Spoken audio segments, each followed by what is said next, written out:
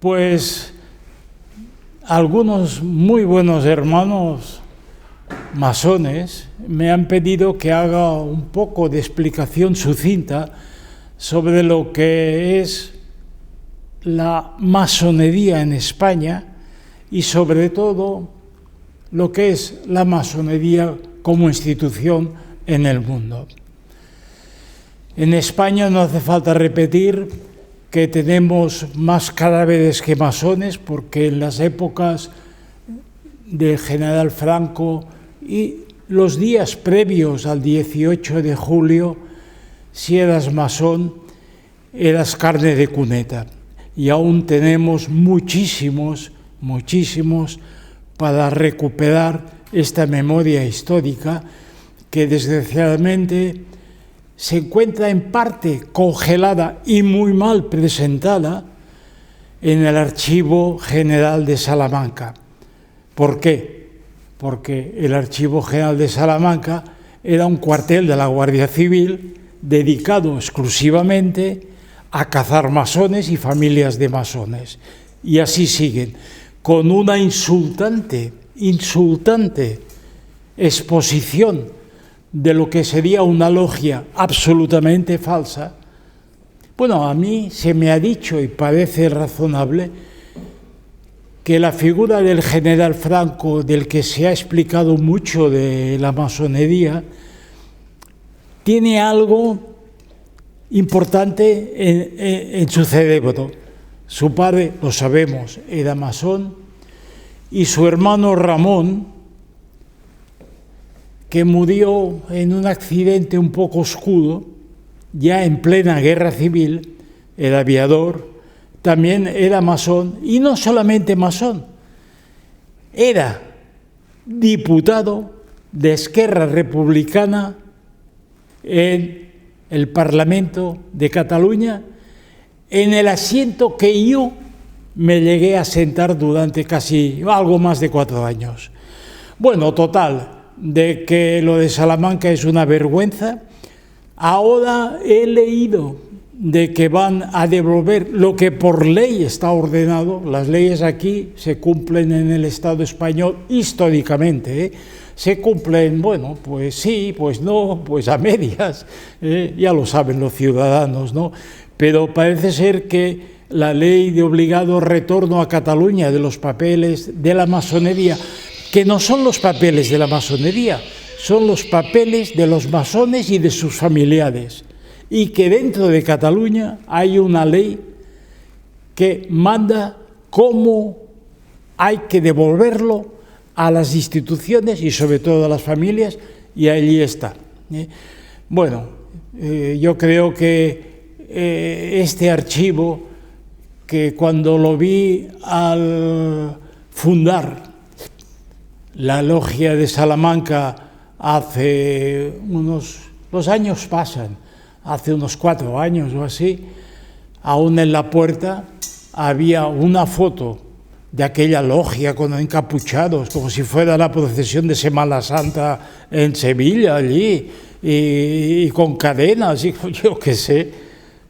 Ahí en la puerta estaba la foto y decía: entrada gratuita, a ver la logia. Bueno, esto es una cosa que nosotros tendríamos que haber puesto incluso una demanda judicial, porque ahora está de moda, incitación al odio.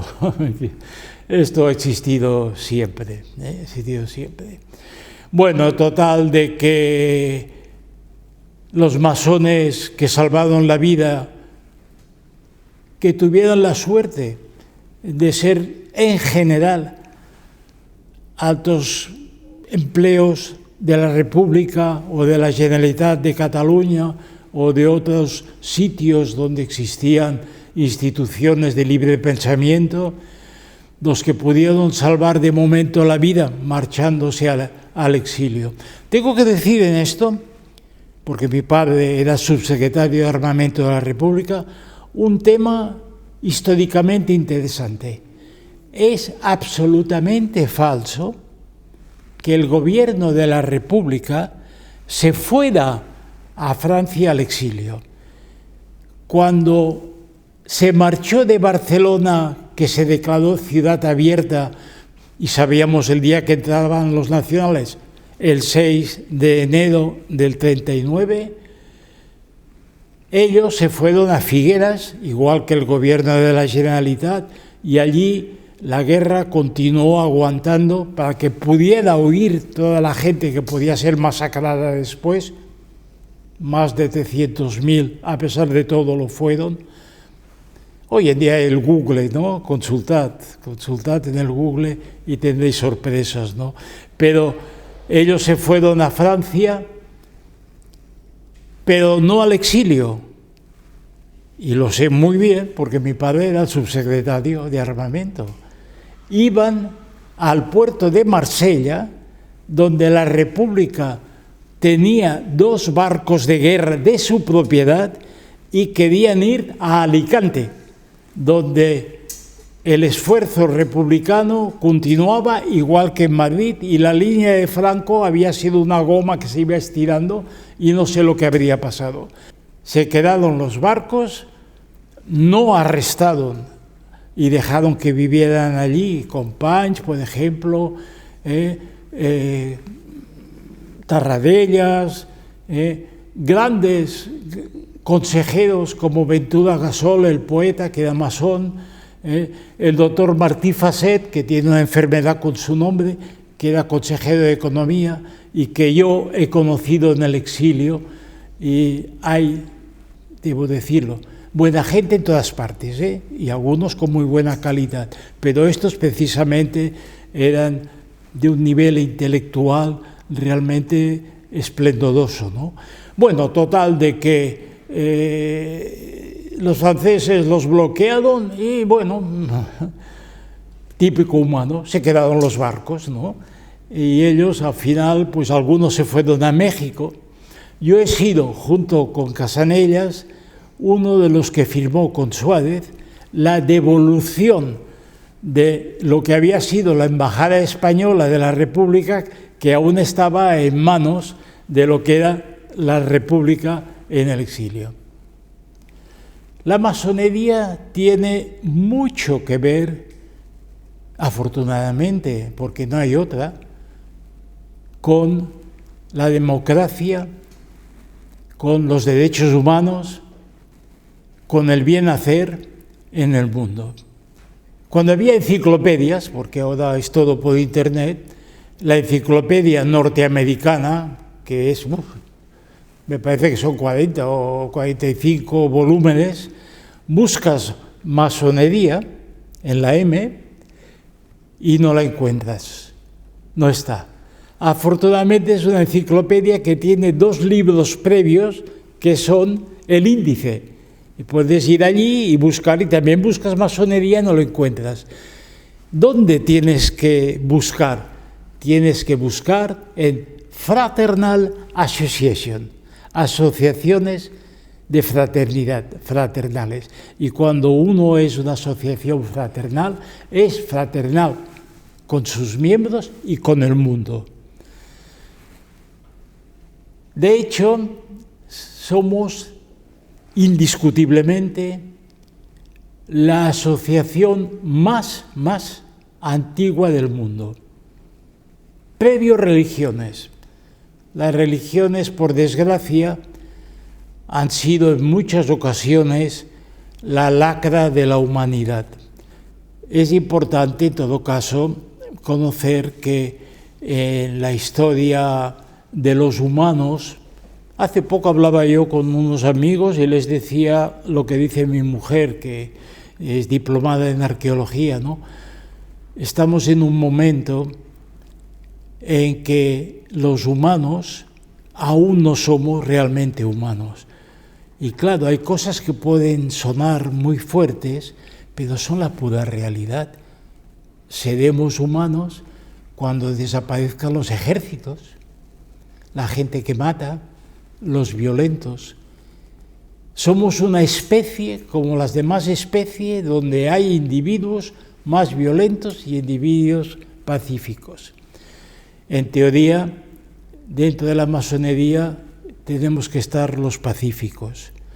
Y además, tenemos que practicar la fraternidad de los humanos. Sin fraternidad no vamos a ningún sitio. Quizás por eventos no geológicos, sino de lo que representa nuestro universo, un día desapareceremos de repente, ¿no? Como otras especies, ¿no? Esto puede pasar. Pero ahora,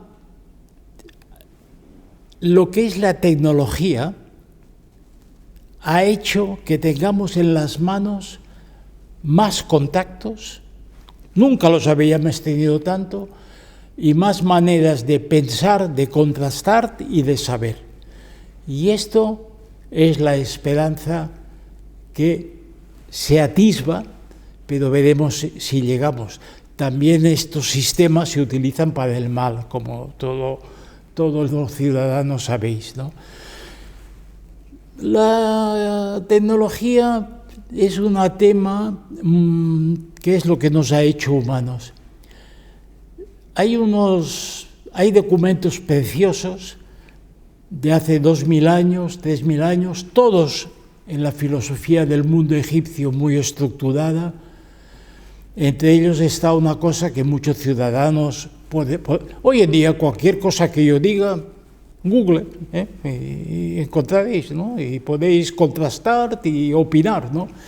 Pero la hermética, que según los egipcios se escribió en el 2000 antes de nuestra era por un nombre simbólico que se llama Top, y que luego en la traducción griega es Hermes Trigésimos, en la hermética, lees una frase que para mí es concluyente. Dice, el meollo del tema dice, a ver, ¿en qué se diferencia un humano de las otras especies? Y te lo resuelve. Te dice, porque los humanos somos una especie con la capacidad de imaginar. Y de aquí, de imaginar, todo lo que imaginamos, acabamos haciéndolo. Yo soy mayor, ¿no? Pero cuando era un chico joven, disfrutaba leyendo a Julio Verne. Maravillosas fantasías, ¿no? Pues todo lo hemos hecho. Todo lo que decía él, imaginaba, lo hemos hecho. Por lo tanto, este es el camino que nos puede salvar y espero que no nos mande a la destrucción definitiva. Bueno, en todo este contexto, que es nuestras vidas de cada día, estamos algunos que decimos, yo soy masón. Y nos agrupamos en grandes logias que se llama, para tener una estructura. Pero las grandes logias no es la solución. Cada masón es su logia, su manera de pensar y su manera de trabajar en el mundo. Y no hay absolutamente ninguna otra organización como la masonería que en su forma actual tiene siglos. Sería largo de explicar, venimos del mundo egipcio, ya con uniformes especiales, con juramentos, con maneras de hacer, y existimos en toda la Edad Media para, escuchen los que quieran escucharme, para la salvación de la humanidad. ¿Por qué? Cierren los ojos y piensen en la Edad Media de los siglos X, XI, XII, XIII. A ver, era oscurantismo total. Saber leer y escribir lo sabían hacer, bueno, a lo mejor el 1%, ¿no? Había obispos y cardenales y había grandes nobles y todo, que no sabían. Incluso se dice que había copistas que copiaban, pero no sabían lo que copiaban. Y en este mundo tan oscuro, donde era todo un sistema de esclavitud. Generalmente no se dice así, pero es la realidad. ¿Por qué? El hombre del campo, de la ciudad, dependía de su noble. Este noble, por categorías, dependía del otro noble. El último noble dependía de un rey local y todos los reyes dependían del Papa. Y en esta situación, de repente, ves que había grupos de gente que tenían bula de circular libremente por toda Europa. No había otra cosa tampoco que Europa, la Europa esta central, que esta gente resulta que sabía escribir, que estaban estructurados. Digamos una cosa, ¿no? ¿Por qué les dejaban hacer esto? Les dejaban ser libres porque los necesitaban. Si tenías que hacer un castillo, una catedral, la catedral no era para rezar, la catedral era para que se pudiera dar la chaqueta del tío mejor y más rico de los nobles o de los cardenales o de lo que fuera de la época, ¿no? Pero hacían obras tan maravillosas como en Chartres, la catedral, que he leído trabajos de arquitectos célebres, como Viollet-le-Duc, ya antiguo pero muy célebre, que dijeron sinceramente, no lo sabríamos hacer. Y esta gente sabía leer y escribir, y igual que en la época de los egipcios, era gente escogida que si los aceptaban los constructores, siempre es lo mismo, los iniciaban. En el fondo, hoy en día, si haces de médico, también te inicias para médico. Quiere decir que conoces una cosa y asumes unas obligaciones. Pero hay una cosa desde el mundo egipcio hasta ahora mismo que todos aceptaban: la fraternidad y el comportamiento entre ellos mismos. Y lo conocemos bien históricamente porque, como que sabían escribir, tenían también ordenanzas escritas. A mí la que más me gusta, y escuchen bien, del 1390, le llamamos el Regius, está en la biblioteca, la British Biblioteca de Londres, y es un librito con todas las ordenanzas que luego habla de la fraternidad de los masones. Las ordenanzas son: primero serás aprendiz, compañero, habrá uno que mandará, etcétera, que normalmente los que mandan siempre son los que tienen problemas, que al final hay que leerse bien todo para entender el contexto. Y fíjense en una cosa, que en casi todas las ordenanzas que hemos ido recogiendo hay un artículo que dice: y el masón deberá saber geometría, porque de la geometría nacen las matemáticas. Bueno, también se entiende que quien va a construir algo tiene que tomar medidas y cosas y tener conceptos, ha de conocer esto. Pero luego sigue la oratoria, la música, todas las artes, y todas estas ordenanzas, esta ordenanza, este capítulo, todos terminan igual. Y tendrá que conocer la astronomía, porque si no, no entenderá nunca nada. Chapo. Para mí esto es definitivo. Y esta gente es la que conservaba los libros y los textos antiguos, que si no hubiera desaparecido todo, y por el año, vamos a decir, 1600 y algo, cuando ya en muchas comunidades hay uno que se interesa por la astrología, o por esto, o por lo otro, o por la filosofía, son admitidos dentro del gremio de los masones y se van creando grupos intelectuales, que es lo que nos lleva, y esto 100% es así, al Renacimiento. El Renacimiento existe porque hubo estos grupos que conservaron el antiguo saber y lo incitaban. Vayamos ahora a la actualidad.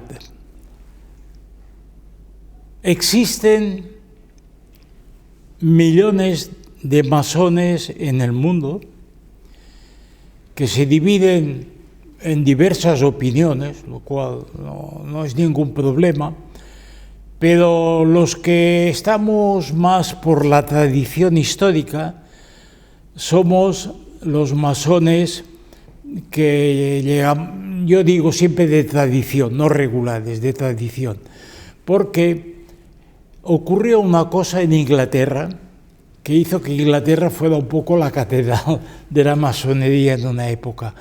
Como todos ustedes saben, Londres, en el 1680, creo que era por ahí, se incendió. Bueno, y se incendió además por culpa del rey, porque fue en el horno del panadero del rey. Se incendió. Entonces, el gobierno de allí, el rey de allí, quisieron impulsar una reconstrucción masiva de la ciudad de Londres y fueron viniendo logias o grupos de masones de diversas procedencias de toda Europa. Y en este sentido ocurrió una cosa particular en la construcción de una cosa nueva que no se había quemado y que se quería construir, que es la Catedral de San Pablo, la St. Paul's Cathedral. Y allí trabajaba un arquitecto que era masón y había ya una idea única de construcción y 3 logias diferentes de masones operarios, que daba la casualidad que las 3 vivían muy cerca, aún el sitio existe, en una taberna muy cerca de donde se hacía la construcción de San Paul. Y claro, el trabajo de cada día, la comunicación, se dieron cuenta de que sus principios ancestrales eran los mismos, con muy pequeñas diferencias. Y dijeron, ¿y por qué no lo hacemos único y nos juntamos?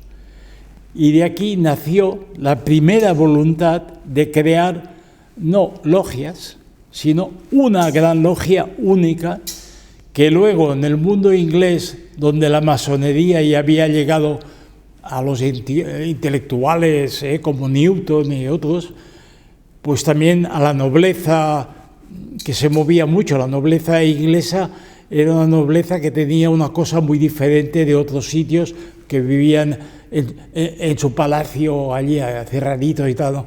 La gente joven de la nobleza inglesa era típico de hacer el recorrido que llamaban de Europa, y los mandaban a los jóvenes por toda Europa hasta Roma, 6 meses, 1 año, a conocer el mundo, lo cual fue una suerte para ellos.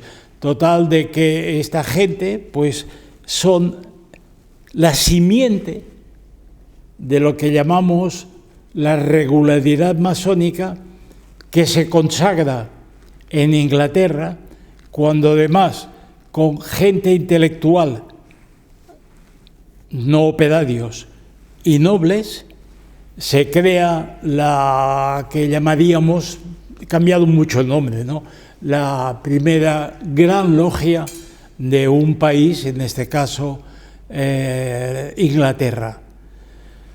Bueno, la cuestión es de que todo este montaje llevó al final, cuando ya tenían una organización con gran maestro, elecciones y tal y cual, a pedirle a Desaguliers, que se llamaba, y a otros, que eran todos sacerdotes anglicanos, por lo tanto intelectuales ya, que redactaran una propuesta de constituciones básicas, que fue aprobada por el duque de Wharton, que descansa sin gloria en España, porque el general Franco, que sabía mucho de masonería y tenía un libro de masonería que firmaba como Juan Bohr, tío muy curioso este. Bueno, pues descansan sus restos en las tierras alrededor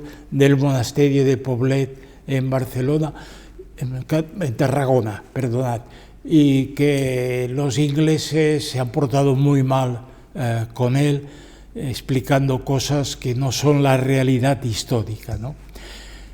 Este es un tema aparte, pero el que firmó y aceptó como gran maestro, el duque de Wharton, estas constituciones, que son las válidas para los masones tradicionales aún hoy en día de todo el mundo, tuvo sus avatares políticos, porque primero era un poco crítico, no, muy crítico, con el gobierno inglés de la época, porque su padre había sido el delegado del rey de Inglaterra, tristemente, en la Irlanda de las grandes persecuciones y, bueno, lo que pasó en aquel país con los ingleses, ¿no? Y él, no tengo hoy claro si era anglicano o católico, pero en todo caso era de este lado y además era seguidor del que perdió la guerra civil, James, que era el pretendiente que se le llama allí, ¿no? Y que se refugió al final en Roma, donde pasó una cosa muy divertida. Su hijo fue cardenal y su tumba está en San Pedro, en la entrada, allí puesta en la galería de entrada importante, ¿no? Total, es toda una historia que no es el momento ahora de explicar, pero este hombre, este gran masón, donde iba, llevaba la masonería. Y el primer lugar donde llevó la masonería en el continente europeo fue a Madrid. Y allí fundó una logia que se llamaba La Flor de Lis, claro, por los Borbones, ¿no? Por lo que era el pretendiente que se llama de los jacobinos. Los jacobinos ingleses no son los jacobinos franceses, es otra cosa. Fundó, y ahora está atestado perfectamente con documentos que llegaron de Suecia, la primera gran logia de Francia. Y la masonería siempre fue con él. Bueno, esta es un poco la historia fundacional, vamos a decir, de esta época tremenda. Todo el siglo, hasta final del 1800, la masonería se pone de moda, y fue así, en toda Europa, sobre todo en Austria. De aquí nace, al final de este siglo, un ritual muy importante para España, porque ha sido siempre el de España, que es el escocés antiguo y aceptado, que se llama, y es del que sale siempre Mozart en su logia y sale en cuadros y tal, y hace una ópera que se llama La Flauta Mágica, que para el que lo sepa entiende enseguida lo que pasa allí, porque es una iniciación de escocés antiguo y aceptado. Y es la época aquella de las espadas y de toda la parafernalia de los nobles de aquella época.